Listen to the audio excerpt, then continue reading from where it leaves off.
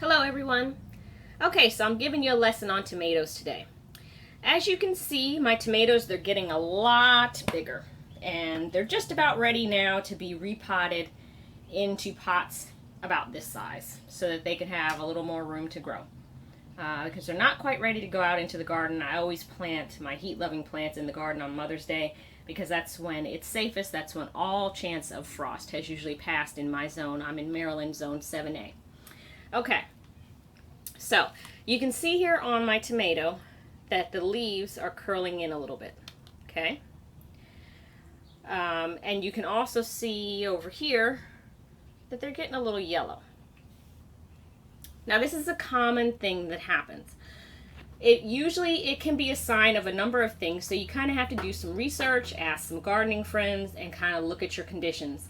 And you want to describe your conditions. Now for me, I know it's not a disease because my plants are pretty much in a controlled environment right now between being in the greenhouse and the laundry room, so I've ruled that out. I know it's not a pest issue because, again, I don't see any bugs on the underside of the leaves. I don't see any signs of pest damage like little holes in the leaves, so I know it's not that. It could be a nutrient deficiency.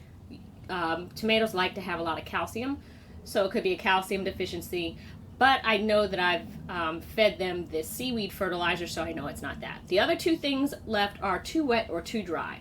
Tomato plants do not like to go through extremes of being too wet and too dry. Okay, now I know mine haven't gotten too dry, but they may be a little too wet because the greenhouse, obviously, it not only retains heat, but it retains moisture. So the soil doesn't really get a chance to dry out too much in here.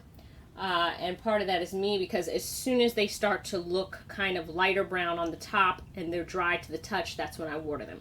So I can kind of back off on the watering a little bit. Bad gardener. I gave my plants a little bit too much water. And they're also probably getting a little crowded, especially these four here, because there's four in one little cell pack there. And so they're telling me, hey mama, we need to go and fly the nest and get into our own pots. So I'm going to rectify this situation by putting them in their own pots. And for the ones that are already in single cells, I'm going to transfer them and then just let the soil dry out a little bit. And that should take care of my rolled leaves. So if you see this, you want to look for signs of, especially if they're out in the garden, you want to look for signs of insect damage. You want to look under the leaves, see if you see any insects, see if you see any telltale signs of insects like little holes being munched on the leaves.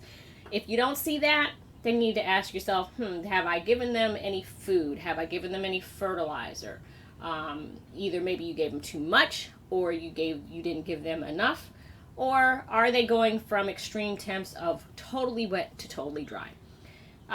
You can always send me a comment on my blog at farmingyouryard.com and let me know what's going on. You can also catch me on Google+.